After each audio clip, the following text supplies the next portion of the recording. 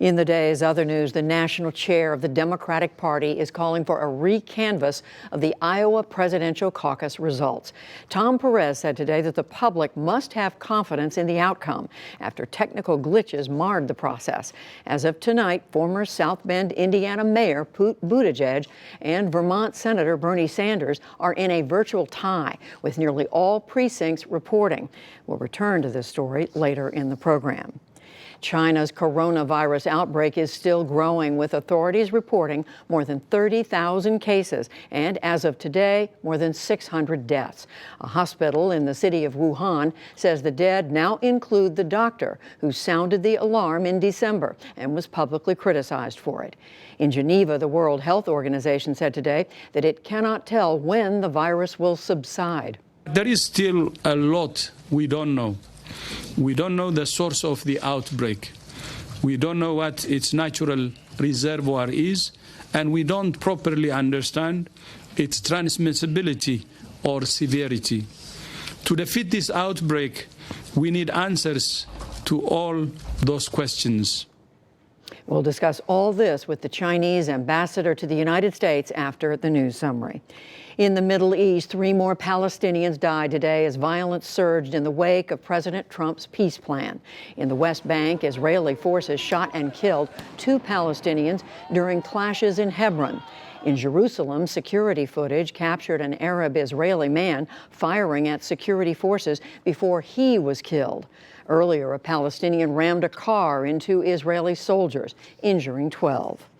Australia is finally getting heavy rain to douse wildfires, but it comes at the cost of flooding. Storm and flood alerts went up today in New South Wales and Queensland states. The rain is expected to last for several days. Back in this country, a powerful storm front brought flooding rain and tornadoes from the deep south to the east, killing 2 people. In Spartanburg, South Carolina, uprooted trees, blocked roads, and damaged homes. The National Weather Service said a tornado may have touched down. The front also knocked out power to thousands and shut down schools.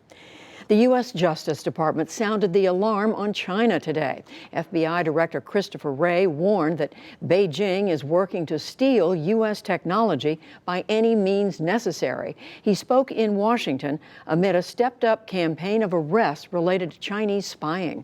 The FBI has about 1,000 investigations involving China's attempted theft of U.S.-based technology in all 56 of our field offices and spanning just about every industry and sector.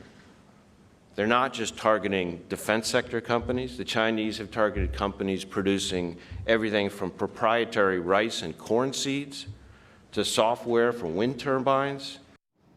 Also today, U.S. Attorney General William Barr warned that China could dominate the next generation of telecommunications technology. He said the U.S. might have to buy control of companies that are competing with Chinese firms. The Trump administration will bar New York City residents from so-called trusted traveler programs that speed passage through customs and airport security. Today's announcement blames a state law that bars immigration officials from accessing motor vehicle records. State officials say that it is retaliation for the city's sanctuary law protecting migrants. The U.S. Interior Department today officially implemented plans to allow drilling and mining in parts of 2 national monuments in Utah. It follows President Trump's move to downsize the Grand Staircase Escalante monument by half and to cut Bears Ears by 85%. Conservation groups say that ongoing legal challenges will kill those changes. And on Wall Street, the major indexes hit new highs as stocks rose for a 4th day. The Dow Jones Industrial Average gained about 89 points to close at 29,079. The Nasdaq rose 63 points, and the S&P 500 added 11. Still to come on the NewsHour, China's ambassador to the United States on the deadly coronavirus. Democrats in disarray as we still don't know the final results from the Iowa caucuses. State of disunion. Historians analyze a moment of peak partisanship and much more.